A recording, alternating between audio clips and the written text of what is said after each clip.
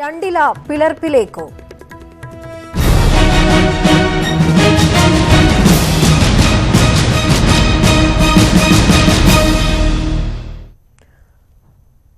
അഭ്യൂഹങ്ങൾ അവസാനിപ്പിച്ചും മത്സരിക്കാൻ അവകാശവാദം ഉന്നയിച്ചും പി.ജെ. ജോസഫ്. തനിക്ക് മത്സരിക്കാൻ സീറ്റ് വേണമെന്ന് തൊടുപുഴയിൽ വാർത്താസമ്മേളനം വിളിച്ച് പി.ജെ. ജോസഫ് ആവശ്യപ്പെട്ടു. നാളെ യു.ഡി.എഫ് സീറ്റ് വിഭജന ചർച്ച തുടങ്ങാനിരിക്കെയാണ് മത്സരിക്കാൻ ഉറച്ച് പി.ജെ. ജോസഫ് രംഗത്തെത്തിയത്. കേരള കോൺഗ്രസ് പിളർപ്പിലേക്കെന്ന അഭ്യൂഹം ശക്തിപ്പെടുന്നതിനിടെ മത്സരിക്കാനില്ലെന്ന് നിഷ ജോസ് കെ മാണി അറിയിച്ചു. പി.ജെ. ജോസഫ് മത്സരിക്കാൻ താൽപര്യം അറിയിച്ചിട്ടില്ലെന്ന് ജോസ് കെ മാണി കഴിഞ്ഞ ദിവസം വാർത്താസമ്മേളനത്തിൽ പറഞ്ഞതിന് മറുപടിയായാണ് ജോസഫിന്റെ പ്രഖ്യാപനം. കോട്ടയത്തിന് പുറമെ ഇടുക്കിയോ പഴയ മുകുന്ദപുരത്തിന്റെ ഭാഗമായ ചാലക്കുടിയോ വേണമെന്നാണ് ഇത് കോൺഗ്രസ് പ്രസിഡന്റ് ശ്രീ രാഹുൽ ഗാന്ധിയുടെ മുമ്പിലാണ് അവതരിപ്പിച്ചത്. ഈ സീറ്റുകളിൽ ആര് മത്സരിക്കുമെന്നത് പാർട്ടിയാണ് തീരുമാനിക്കേണ്ടത്. തനിക്ക് മത്സരിക്കാൻ ആഗ്രഹമുണ്ട്. ഒന്നിലൊന്ന് ശ്രമിച്ചത് അന്ന് രാജീവ് ഗാന്ധി മരിച്ച പശ്ചാത്തലത്തിൽ അന്ന് ജയിച്ചില്ല. അതുകൊണ്ട് ലോക്സഭയിലേക്ക് പോയാൽ കൊള്ളാമെന്ന് ആഗ്രഹമുണ്ട്. നിഷ ജോസ് കെ മാണിക്ക് വേണ്ടിയാണ് കെ എം മാണി കോട്ടയം സീറ്റിനായി കടുംപിടുത്തം നടത്തുന്നത് എന്ന അഭ്യൂഹങ്ങൾക്കിടെയാണ് മത്സരിക്കാനില്ലെന്ന് നിഷ പ്രഖ്യാപിച്ചത്. തെരഞ്ഞെടുപ്പിന് മത്സരിക്കുന്നില്ല എന്നുള്ളത് നേരത്തെ തന്നെ പറഞ്ഞ് നമ്മൾ അതൊക്കെ പറഞ്ഞ് ഗുഡ് ബൈ ഒക്കെ പറഞ്ഞ് പോയതാണല്ലോ. പിന്നെ വീണ്ടും ഇങ്ങനെ ഒരു ചോദ്യം, എനിക്കറിയില്ല എന്തുകൊണ്ടാണ് ഇങ്ങനെ മനഃപൂർവ്വം ആരും ഒക്കെ ഓരോ കാര്യങ്ങൾ ചെയ്യുന്നതാ. കേരള കോൺഗ്രസ് എമ്മിലെ തർക്കത്തിൽ തട്ടി യു.ഡി.എഫിലെ സീറ്റ് വിഭജനം പ്രതിസന്ധിയിലായിരിക്കെയാണ് പ്രശ്നം കൂടുതൽ രൂക്ഷമാക്കി പി.ജെ. ജോസഫ് പരസ്യമായി രംഗത്തെത്തിയത്. പിളരുന്നെങ്കിൽ പിളരട്ടെ നിലപാടിലാണ് കെ എം മാണി. ജോസഫിന് സീറ്റ് വിട്ടു നൽകുന്നതിനേക്കാൾ കെ എം മാണിയെയും ജോസ് കെ മാണിയെയും വിഷമിപ്പിക്കുന്നത് ജോസഫ് ജയിച്ച് ഡൽഹിയിലെത്തിയാൽ പാർട്ടി ദേശീയ നേതാവായി അംഗീകരിക്കേണ്ടി വരും എന്നതാണ്. സ്വാഭാവികമായും UPA നേതൃയോഗങ്ങളിലും ഒത്തുവന്നാൽ മന്ത്രിസ്ഥാനത്തും ആദ്യ പരിഗണന ജോസഫിനാകും. R Kiran Babu, political bureau, news 18. കോട്ടയത്തിന് പുറമെ ഒരു സീറ്റ് കൂടി വേണമെന്ന ആവശ്യത്തിൽ ഉറച്ചു നിൽക്കുന്നുവെന്ന് ജോസ് കെ മാണി. ഇടുക്കിയോ ചാലക്കുടിയോ വേണമെന്നാണ് ആവശ്യം. നാളെ ഉഭയകക്ഷി ചർച്ചയിൽ ഇക്കാര്യം ഉന്നയിക്കും.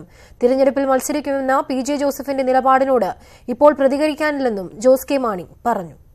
പാർട്ടിക്കകത്ത് ചർച്ച ചെയ്ത് എടുത്ത തീരുമാനം നമ്മൾ 2 സീറ്റിലേക്ക് ചോദിക്കണം എന്നുള്ളതാണ്. 2 സീറ്റ് കോട്ടയത്തിന് പുറമെ രണ്ടാമതൊരു സീറ്റ് ഇടുക്കി അല്ലെങ്കിൽ ചാലക്കുടി വേണമെന്നുള്ളതാണ്. അത് തീർച്ചയായിട്ടും ചർച്ചയിൽ ഞങ്ങൾ ഉന്നയിക്കും. അല്ല, ഞാൻ അതിലേക്കൊന്നും ഒരു പ്രഖ്യാപനം നടത്തുന്നില്ല. ഞാൻ ഇത് പറയുന്നത് കൂടുതൽ സീറ്റിന് കേരള കോൺഗ്രസിന് അർഹതയുണ്ടെങ്കിലും മുന്നണിയെ ശക്തിപ്പെടുത്താൻ വിട്ടുവീഴ്ച ചെയ്യേണ്ടി വരുമെന്ന് യു.ഡി.എഫ് കൺവീനർ ബെന്നി ബെഹനാൻ. മുന്നണിയുടെ മാനദണ്ഡം അനുസരിച്ചാകും ഘടകകക്ഷികൾക്കുള്ള സീറ്റ് വിഭജനമെന്നും അദ്ദേഹം പറഞ്ഞു. ഇപ്പോഴത്തെ രാഷ്ട്രീയ സാഹചര്യത്തിൽ കേരള കോൺഗ്രസിന് രണ്ടാമത്തെ സീറ്റ് നൽകാൻ കഴിയില്ലെന്ന സൂചനയാണ് യു.ഡി.എഫ് കൺവീനർ നൽകുന്നത്. കേരള കോൺഗ്രസ് ഒരു സീറ്റ് കൂടി വേണമെന്നുള്ള ആവശ്യം നേരത്തെ ഉന്നയിച്ചിരുന്നു. ആവശ്യം ഉന്നയിക്കുന്നത് ഞങ്ങൾ ആരെയും കുറ്റപ്പെടുത്തുന്നില്ല. പറയാനുള്ള ആവശ്യപ്പെടാനുള്ള സ്വാതന്ത്ര്യവും അധികാരവും ഒക്കെ അവർക്കുണ്ട്. പക്ഷേ ഒരു തെരഞ്ഞെടുപ്പ് സമയത്ത് മുന്നണി ഒറ്റക്കെട്ടായി നിന്ന് മുന്നണി കൂടുതൽ ശക്തിപ്പെടുത്തി മുന്നണിയിൽ ഒരു തരത്തിലുള്ള അഭിപ്രായ വ്യത്യാസങ്ങളില്ലാതെ മുന്നോട്ട് പോകണമെന്നാണ് ആഗ്രഹിക്കുന്നു. ആ മാനദണ്ഡത്തിൽ ചർച്ച വരുമ്പോൾ സ്വാഭാവികമായും ഇന്ന് ഉന്നയിക്കപ്പെട്ടിരിക്കുന്ന എല്ലാ പ്രശ്നങ്ങൾക്കും നാളത്തെ ചർച്ചയിലൂടെ ഒരു പരിഹാരം കണ്ടെത്താൻ കഴിയുമെന്ന് ഞാൻ വിശ്വസിക്കുകയാണ്. ഈ തെരഞ്ഞെടുപ്പിൽ കോൺഗ്രസിന് കൂടുതൽ സീറ്റ് ആവശ്യമുണ്ട്. ആ രാഷ്ട്രീയം അംഗീകരിക്കാനുള്ള വിവേകം യു.ഡി.എഫ് ഘടകകക്ഷികൾ പ്രകടിപ്പിക്കും. തെരഞ്ഞെടുപ്പ് കഴിയുമ്പോൾ ഏറ്റവും കൂടുതൽ അംഗസംഖ്യയുള്ള പാർട്ടിയുടെ നേതാവിനെയാണ് ഗവൺമെൻറ് ഉണ്ടാക്കാൻ പ്രസിഡന്റ് ക്ഷണിക്കുന്നത്.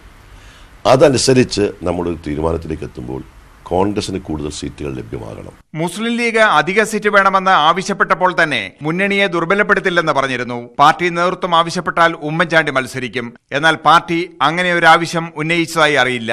ഉമ്മൻചാണ്ടി കേരളത്തിൽ നിറഞ്ഞു നിൽക്കുന്ന രാഷ്ട്രീയ നേതാവാണ്. ഉമ്മൻചാണ്ടിയുടെ സാന്നിധ്യം കേരളത്തിൽ വേണമെന്ന് ആഗ്രഹിക്കുന്നവരാണ് ഘടകകക്ഷികളും എല്ലാവരും. കോൺഗ്രസ് ഹൈക്കമാൻഡും താല്പര്യമുണ്ട്. പിന്നെ ഉമ്മൻചാണ്ടിയെ പോലെയുള്ള ഒരാൾ സ്ഥാനാർത്ഥിയാകാൻ ആഗ്രഹം പ്രകടിപ്പിക്കാത്ത ഒരാളാണ്. സ്ഥാനാർത്ഥിയാകാൻ തീരുമാനിക്കേണ്ടത് കോൺഗ്രസ് ഹൈക്കമാൻഡാണ്. ഉമ്മൻചാണ്ടിയും കോൺഗ്രസ് ഹൈക്കമാൻഡുമായി ചർച്ച നടന്നിട്ടുണ്ടെന്ന് ഞാൻ വിശ്വസിക്കുന്നില്ല. ഞാൻ മനസ്സിലാക്കിയിട്ടില്ല.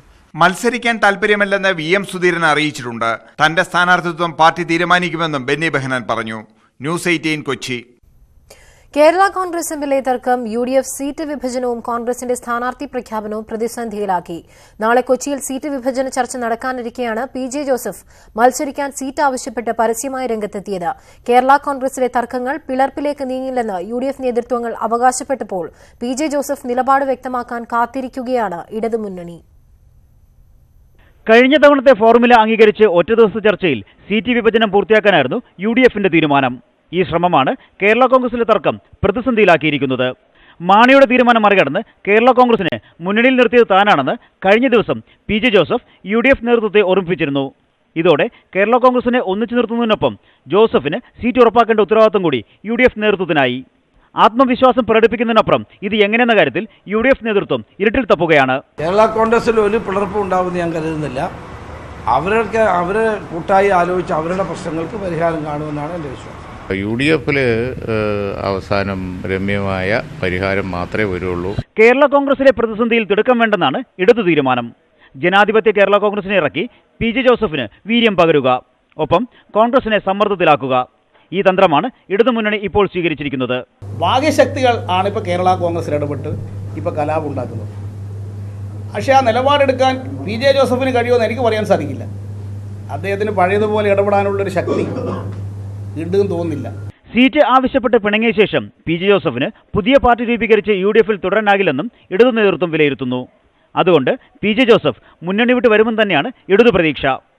Political desk, news 18. നടൻ ഇന്നസെന്റിനെ എറണാകുളത്ത് പരീക്ഷിച്ച് മത്സരം കൊഴുപ്പിക്കാൻ CPM. ചാലക്കുടിയിൽ സംസ്ഥാന സെക്രട്ടേറിയറ്റ് അംഗം P. രാജീവും മത്സരിച്ചേക്കും. എറണാകുളത്ത് ലഭ്യമായതിൽ മികച്ച സ്ഥാനാർത്ഥി ഇന്നസെന്റ് ആണെന്ന വിലയിരുത്തലിലാണ് CPM പരീക്ഷണത്തിനൊരുങ്ങുന്നത്. കഴിഞ്ഞ ലോക്സഭാ തെരഞ്ഞെടുപ്പിൽ അപ്രതീക്ഷിത സ്ഥാനാർത്ഥിയായി വന്ന ഇടതുമുന്നണിക്കായി ചാലക്കുടി പിടിച്ചെടുക്കുകയായിരുന്നു ഇന്നസെന്റ്. രാഷ്ട്രീയ വോട്ടുകളേക്കാൾ സിനിമാ താരമെന്ന ഗ്ലാമറും ജനസമ്മതിയും തന്നെയാണ് ചാലക്കുടിയിൽ മുന്നണിയെ തുണച്ചത്. പിന്നീട് MP എന്ന നിലയിലുള്ള ഇന്നസെന്റിന്റെ പ്രവർത്തനത്തിൽ പാർട്ടി കേന്ദ്രങ്ങളിൽ തന്നെ ഭിന്നാഭിപ്രായങ്ങളുണ്ടായി. ഇത്തവണ മത്സരിക്കാനില്ലെന്ന് ഇന്നസെന്റ് വ്യക്തമാക്കുകയും ചെയ്തിരുന്നു. കഴിഞ്ഞ തവണ എറണാകുളത്ത് ക്രിസ്റ്റി ഫെർണാണ്ടസിനെ സ്ഥാനാർത്ഥിയാക്കിയതിൽ CPM ഏറെ പഴി കേട്ടിരുന്നു. ഇത്തവണ മികച്ച സ്ഥാനാർത്ഥിക്ക് വേണ്ടിയുള്ള അന്വേഷണം എത്തി നിൽക്കുന്നത് ഇന്നസെന്റിലാണ്. KV തോമസിന് ശക്തമായ വെല്ലുവിളി ഉയർത്താൻ ഇന്നസെന്റിന് കഴിയുമെന്നും CPM കണക്ക് കൂട്ടുന്നു. KV തോമസിനെതിരെയുള്ള കോൺഗ്രസിലെ കലാപവും മുതലെടുക്കാനാകുമെന്നാണ് പ്രതീക്ഷ. എറണാകുളത്ത് ഉയർന്നു കേട്ടിരുന്ന മറ്റൊരു പേര് സംസ്ഥാന സെക്രട്ടേറിയറ്റ് അംഗം P. രാജീവിൻ്റെതാണ്. എന്നാൽ ചാലക്കുടിയിൽ മത്സരിക്കാനാണ് രാജീവിന് താൽപര്യം. അടുത്ത ആഴ്ചത്തെ കേന്ദ്ര കമ്മിറ്റിക്കും പിന്നീട് ചേരുന്ന സംസ്ഥാന നേതൃയോഗങ്ങൾക്കും ശേഷമാകും സ്ഥാനാർത്ഥി പ്രഖ്യാപനം. V. Arun, news 18, Thiruvananthapuram. SNDP യോഗം ജനറൽ സെക്രട്ടറി വെള്ളാപ്പള്ളി നടേശനെ വീട്ടിൽ പോയി കണ്ട മുഖ്യമന്ത്രി. വെള്ളാപ്പള്ളിയുടെ വസതിയിൽ 15 മിനിറ്റോളം ചെലവഴിച്ച മുഖ്യമന്ത്രി കൂടിക്കാഴ്ചയെക്കുറിച്ച് പ്രതികരിച്ചില്ല. മുഖ്യമന്ത്രി പിണറായി വിജയന്റെ പതിവ് രീതികളിൽ നിന്നെല്ലാം വ്യത്യസ്തമായിരുന്നു കണിച്ചുകുളങ്ങരയിലെ സന്ദർശനം. സാമുദായിക നേതാക്കളോട് പരസ്യമായി വലിയ അടുപ്പം കാണിക്കാത്ത മുഖ്യമന്ത്രി SNDP യോഗം ജനറൽ സെക്രട്ടറി വെള്ളാപ്പള്ളി നടേശനെ വസതിയിലെത്തി കണ്ടു. തൊട്ടടുത്തുള്ള പ്രഖ്യാപിത പരിപാടിക്ക് അരമണിക്കൂർ മുമ്പ് മുഖ്യമന്ത്രി എത്തുകയായിരുന്നു.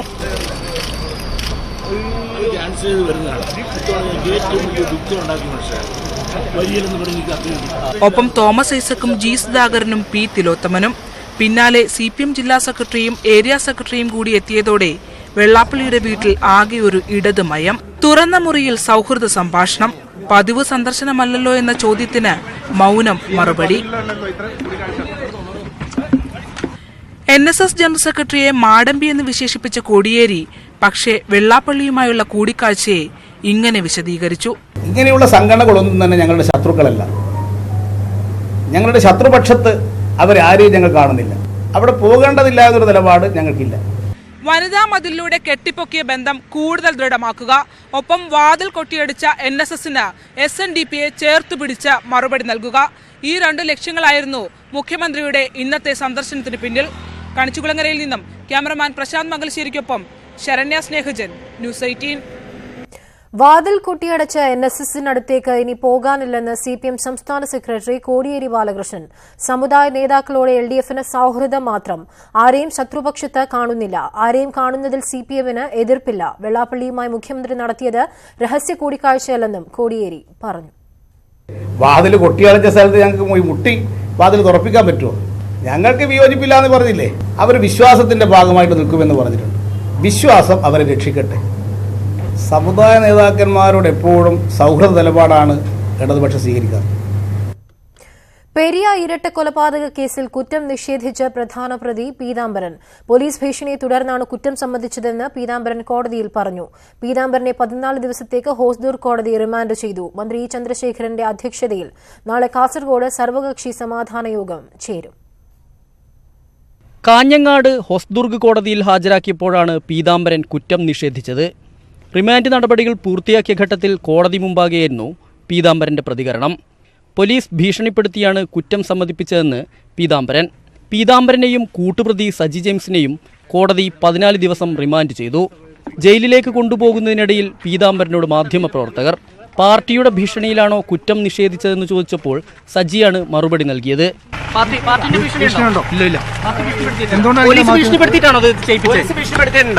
പെരിയ ഇരട്ടക്കൊലയുമായി ബന്ധപ്പെട്ട പ്രതിഷേധം ശക്തമായതോടെ നാളെ മന്ത്രി ഇ ചന്ദ്രശേഖരന്റെ അധ്യക്ഷതയിൽ കാസർഗോഡ് കളക്ടറേറ്റിൽ സർവകക്ഷി യോഗം നടക്കും.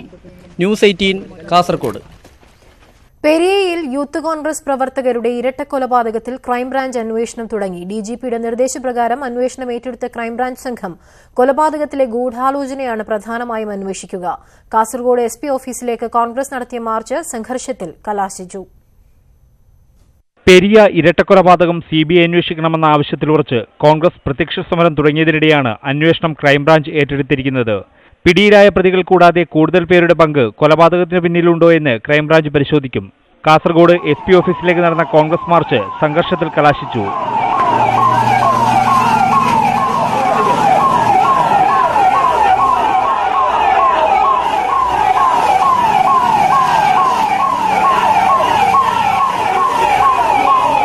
നാളെ മുതൽ 48 മണിക്കൂർ നിരാഹാര സമരം ആരംഭിക്കാൻ കോൺഗ്രസ് ജില്ലാ നേതൃത്വം തീരുമാനിച്ചിട്ടുണ്ട്.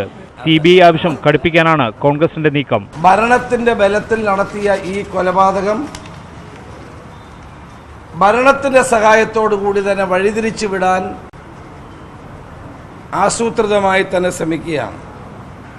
ഈ കേസ് CBI അന്വേഷിച്ചാൽ മാത്രമേ യഥാർത്ഥ പ്രതികളെ കണ്ടെത്താൻ കഴിയൂ. CBI അന്വേഷണത്തിന്റെ നിയമവശങ്ങൾ പരിശോധിക്കാൻ കോൺഗ്രസ് അനുഭാവികളായ അഭിഭാഷകർ കാസർഗോഡ് യോഗം ചേർന്നു. പാർട്ടി നേതൃത്വം കൊല്ലപ്പെട്ട യുവാക്കളുടെ കുടുംബാംഗങ്ങളുമായി ഇക്കാര്യത്തിൽ ചർച്ച നടത്തി. അതേസമയം CBI അന്വേഷണം ആവശ്യമില്ലെന്ന നിലപാടിലാണ് CPM-ഉം സർക്കാരും. എല്ലാ കേസുകളും ആദ്യം തന്നെ CBI ഏൽപ്പിക്കുകയല്ല വേണ്ടത്.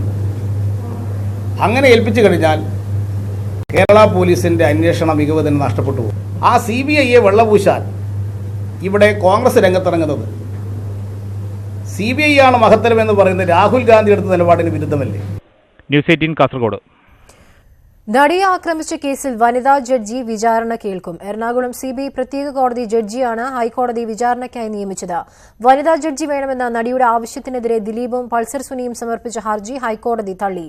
നിലവിൽ എറണാകുളം CBI കോടതിയിലാണ് ജില്ലയിൽ വനിതാ ജഡ്ജിയുള്ളത്. അതിനാൽ ഈ കേസിന്റെ വിചാരണ CBI കോടതി എത്രയും വേഗം പൂർത്തിയാക്കാനാണ് കോടതി നൽകിയ നിർദ്ദേശം.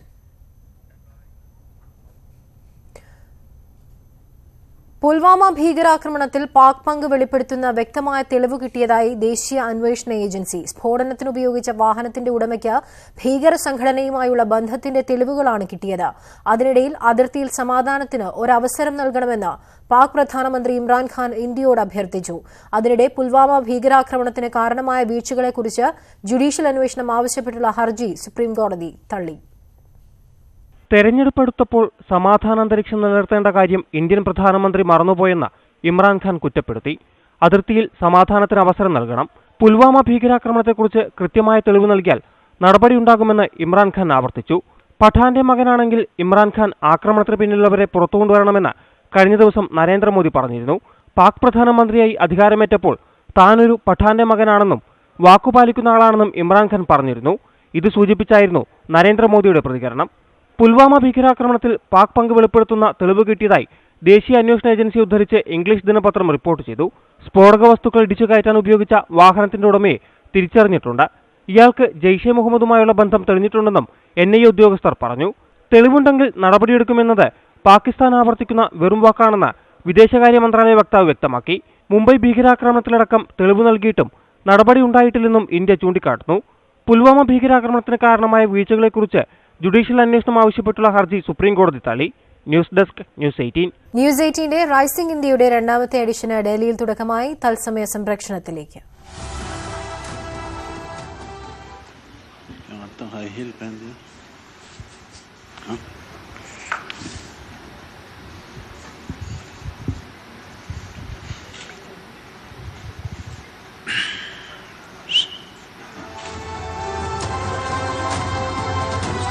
Can I chant? Is it okay? Please. Is it okay?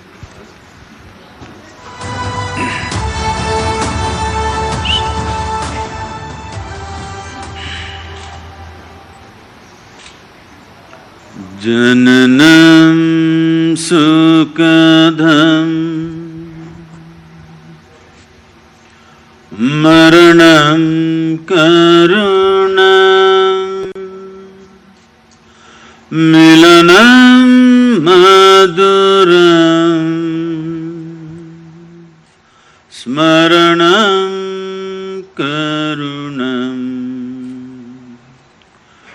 कालवशादिह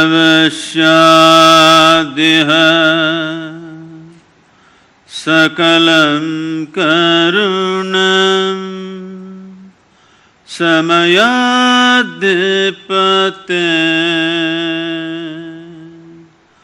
अखिलं करुणम्. Good evening everyone. Hi, I said good evening. Good evening, everyone, and thank you for having us News here. 18-ന്റെ റൈസിംഗ് ഇന്ത്യയുടെ രണ്ടാമത്തെ എഡിഷന് ഡൽഹിയിൽ തുടക്കമായിരിക്കുകയാണ്. അതിന്റെ തത്സമയ ദൃശ്യങ്ങളാണ് പ്രേക്ഷകർ കണ്ടത്. തിരുവനന്തപുരം വിമാനത്താവള നടത്തിപ്പ് അദാനി ഗ്രൂപ്പിന് ലഭിച്ചേക്കും. ധനകാര്യ ബിഡിൽ അദാനി ഗ്രൂപ്പ് ഒന്നാമതെത്തി. സംസ്ഥാന സർക്കാരിന് വേണ്ടി ലേലത്തിൽ പങ്കെടുത്ത KSIDC രണ്ടാമതും ഡൽഹി ഹൈദരാബാദ് വിമാനത്താവള നടത്തിപ്പുകാരായ GMR മൂന്നാമതും എത്തി. ഔദ്യോഗിക പ്രഖ്യാപനം വ്യാഴാഴ്ചയാണ്. സ്വകാര്യവൽക്കരണത്തിനെതിരെ വിമാനത്താവള ജീവനക്കാർ അനിശ്ചിതകാല നിരാഹാര സമരം ആരംഭിച്ചു. സ്വകാര്യവൽക്കരണവുമായി ബന്ധപ്പെട്ട ലേല നടപടികൾ സ്റ്റേ ചെയ്യണമെന്ന ആവശ്യം ഹൈക്കോടതി നിരസിച്ചു. സംസ്ഥാന സർക്കാരിൻ്റെയും വിമാനത്താവള ജീവനക്കാരുടെയും എതിർപ്പ് ഫലം കാണില്ല. തിരുവനന്തപുരം വിമാനത്താവളം സ്വകാര്യ മേഖലയിലേക്ക് തന്നെ. ധനകാര്യ ബിഡ് തുറന്നപ്പോൾ ഒന്നാം സ്ഥാനത്തെത്തിയത് അദാനി ഗ്രൂപ്പ്. യൂസർ ഫീ അടിസ്ഥാനത്തിലായിരുന്നു ലേലം. ഒരു ആഭ്യന്തര യാത്രക്കാരൻ വിമാനത്താവളം ഉപയോഗിക്കുമ്പോൾ 168 രൂപ വിമാനത്താവള അതോറിറ്റിക്ക് നൽകുമെന്നാണ് അദാനി ഗ്രൂപ്പിന്റെ വാഗ്ദാനം. KSIDC 135 രൂപയും GMR ഗ്രൂപ്പ് 63 രൂപയുമാണ് കോട്ട് ചെയ്തത്. KSIDCക്ക് 10% റൈറ്റ് ഓഫ് ഫസ്റ്റ് റെഫ്യൂസൽ അനുവദിച്ചിരുന്നു. ഇതുപ്രകാരം കൂടുതൽ തുക നിർദ്ദേശിക്കുന്നത് മറ്റു രണ്ട് കമ്പനികളാണെങ്കിൽ പോലും ലേലത്തുക വർദ്ധിപ്പിക്കാൻ KSIDCക്ക് അവസരം ലഭിക്കുമെന്നായിരുന്നു പ്രതീക്ഷ. എന്നാൽ ബിഡിൽ അതുണ്ടായില്ല. നടത്തിപ്പവകാശം അദാനിക്ക് ലഭിച്ചാലും ഭൂമിയുടെ ഉടമസ്ഥാവകാശം ഉൾപ്പെടെയുള്ള കാര്യങ്ങളിൽ സംസ്ഥാന സർക്കാരിന്റെ നിലപാട് നിർണായകമാകും. ജീവനക്കാരുടെ സമരവും ശക്തമാകും. യാതൊരു മാനദണ്ഡങ്ങളും പാലിക്കാതെ അദാനി പോലെയുള്ള സ്വകാര്യ കോർപ്പറേറ്റുകൾക്ക് ഗവൺമെന്റ് അടിയറ വെക്കുന്നത് ഇവിടുത്തെ ജനങ്ങളുടെ മുമ്പിൽ ചൂണ്ടിക്കാണിക്കുവാൻ വേണ്ടി മാത്രമാണ് ഞങ്ങൾ ഈ സമരം നടത്തുന്നത്. വിഴിഞ്ഞം തുറമുഖത്തിന് പിന്നാലെ വിമാനത്താവളം കൂടി ലഭിക്കുന്നതോടെ തലസ്ഥാനത്തെ 2 തന്ത്രപ്രധാന സ്ഥാപനങ്ങൾ അദാനിയുടെ കൈവശമാകും. ന്യൂസ് 18 തിരുവനന്തപുരം. അദാനിക്കെതിരെ മുഖ്യമന്ത്രി പിണറായി വിജയൻ. തിരുവനന്തപുരം വിമാനത്താവളത്തിന്റെ വികസനം അദാനി എന്ന കുത്തക മാത്രം വിചാരിച്ചാൽ നടക്കില്ല. അദാനിക്ക് വിമാനത്താവളം നടത്തി മുൻപരിചയമില്ല. അദാനി വിമാനത്താവള നടത്തിപ്പിനായി വന്നാൽ വഴങ്ങുന്ന സർക്കാരാണ് കേരളത്തിൽ ഉള്ളതെന്ന് അദാനി പോലും പറയില്ല. 5 വിമാനത്താവളം നടത്തിപ്പും ഒരാൾക്ക് ലഭ്യമായത് സംശയങ്ങൾക്കിട നൽകുന്നുണ്ടെന്നും പിണറായി വിജയൻ പറഞ്ഞു. അദാനി ഇതുവരെ രാജ്യത്തൊരു വിമാനത്താവളവും നടത്തി പരിചയമുള്ളവരല്ല. എന്നാൽ നേരത്തെ മുതൽക്കേ രാജ്യത്തിനറിയാം നരേന്ദ്രമോദിയും അദാനിയും ഒക്കെ നല്ല പരിചയക്കാരാണ് എന്നുള്ളത്. ആ പരിചയമല്ലാതെ വിമാനത്താവളം നടത്തിയുള്ള പരിചയം ആ കമ്പനിക്ക് ഇതേവരെ ഉണ്ടായിട്ടില്ല. ആലപ്പാട് കരിമണൽ ഖനന വിരുദ്ധ സമരത്തെ പരോക്ഷമായി വിമർശിച്ച് വ്യവസായ മന്ത്രി പി ജയരാജൻ. കരിമണൽ ഉപയോഗിച്ചില്ലെങ്കിൽ ചരിത്രം രാജ്യദ്രോഹി എന്നാകും വിലയിരുത്തുക. ഖനനത്തിനായി സ്ഥലം വിട്ടുനൽകുന്നവരുടെ പുനരധിവാസം ഉറപ്പാക്കും. KMLന് എതിരായ എല്ലാത്തരം അക്രമങ്ങളെയും സർക്കാർ ചെറുക്കുമെന്നും പി ജയരാജൻ വ്യക്തമാക്കി. ഇവിടെ കരിമണൽ അടിച്ചു വരുന്നുണ്ട്, കരിമണൽ കള്ളക്കടത്തായി പോകുന്നുണ്ട്. അത് തടയാൻ ഈ നാട്ടിലുള്ള ജനങ്ങളുടെയും അതുപോലെ സാമൂഹ്യ സേവന സംഘടനകളുടെയും നിയമപാലകരുടെയും ഒക്കെ സംരക്ഷണത്തോടും സഹായത്തോടും കൂടി അത് തടയാനുള്ള നടപടി കൂടി സ്വീകരിക്കാൻ ഉദ്ദേശിക്കുകയാണ്. ഇനിയുള്ള പ്രദേശങ്ങളിൽ നമുക്ക് കരിമണൽ ശേഖരിക്കണം. ആ പ്രദേശങ്ങളിലുള്ള ജനപ്രതിനിധികളും ആ തദ്ദേശവാസികളുമായി സംസാരിച്ച് അവർക്ക് എന്താ ബുദ്ധിമുട്ട് പരിഹരിക്കും. ചിലപ്പോൾ ഇത് കടലിനോട് സീ വാഷിംഗ് നടക്കുമ്പോൾ കടലിനോട് അടുത്താണെങ്കിൽ ചിലപ്പോൾ അവരുടെ വീട് നഷ്ടപ്പെടുമെങ്കിൽ അവർ സമ്മതിക്കുകയാണെങ്കിൽ പുനരധിവാസം അതിനുള്ള നടപടികൾ സ്വീകരിക്കാം. കൊച്ചി ബ്രഹ്മപുരം മാലിന്യ പ്ലാന്റിലെ പുക പൂർണ്ണമായും നിയന്ത്രണ വിധേയമാക്കാനുള്ള ശ്രമം ഇനിയും വിജയിച്ചില്ല. വൈകുന്നേരത്തോടെ സ്ഥിതി നിയന്ത്രണ വിധേയമാകുമെന്നാണ് ജില്ലാ ഭരണകൂടം നൽകുന്ന ഉറപ്പ്. വൈറ്റില, ഇരുമ്പനം, കാക്കനാട് എന്നിവിടങ്ങളിലെ പുക നിയന്ത്രണ വിധേയമായി. അഗ്നിരക്ഷാസേന നടത്തിയ ഇടപെടലിന്റെ ഭാഗമായാണ് 4 ഏക്കറോളം സ്ഥലത്തെ പുക നിയന്ത്രിക്കാൻ കഴിഞ്ഞത്. 10 മീറ്റർ ഉയരം വരുന്ന പ്ലാസ്റ്റിക് മലയുടെ 4 ഭാഗത്തായാണ് തീ പിടിച്ചത്. തീ പൂർണ്ണമായും കെടുത്തി. വൈകുന്നേരത്തോടുകൂടി പുക നിയന്ത്രണ വിധേയമാക്കാൻ കഴിയുമെന്നാണ് പ്രതീക്ഷ. അപ്പോൾ ഇന്നത്തെ ഏകദേശം വൈകിട്ടോടുകൂടി നമ്മുടെ ജനങ്ങളുടെ പ്രശ്നങ്ങൾക്ക് അറുതിയാവുമെന്നാണ് ജനങ്ങളോടും പറയാനുള്ളത്. അപ്പോൾ അതിന് നമുക്ക് കോർപ്പറേറ്റ് സഹായമുണ്ട്, പിന്നെ ഹെൽത്ത് കെയറുടെ സഹായമുണ്ട്. എല്ലാ വകുപ്പും ഇവിടെ ആസൂത്രിതമായിട്ട് നമ്മൾ ക്യാമ്പ് ചെയ്ത് നമ്മൾ വളരെ സഹകരണത്തോടുകൂടി ഇന്ന് വൈകിട്ടോടുകൂടി ഇത് തീർക്കും. സമീപത്തെ പുഴയിൽ നിന്ന് പമ്പ് ചെയ്യുന്നതുൾപ്പെടെ 1 ലക്ഷം ലിറ്റർ വെള്ളം ഉപയോഗിച്ചാണ് പുക നിയന്ത്രണ വിധേയമാക്കുന്നത്. വീണ്ടും പുക ഉയരുന്ന സ്ഥലങ്ങളിൽ മണ്ണിട്ട് നികത്തും. തൃപ്പൂണിത്തുറ, ഇരുമ്പനം, വൈറ്റില എന്നിവിടങ്ങളിലെ പുകയ്ക്ക് ശമനമുണ്ട്. വിവിധ ജില്ലകളിൽ നിന്നായി 12ഓളം ഫയർഫോഴ്സ് യൂണിറ്റുകളാണ് ബ്രഹ്മപുരത്ത് പ്രവർത്തിക്കുന്നത്. പുക നിയന്ത്രണ വിധേയമാകുമെന്നും ഇതിൽ ആശങ്കപ്പെടേണ്ടതില്ലെന്നും ജില്ലാ ഭരണകൂടം അറിയിച്ചു. ന്യൂസ് 18 കൊച്ചി.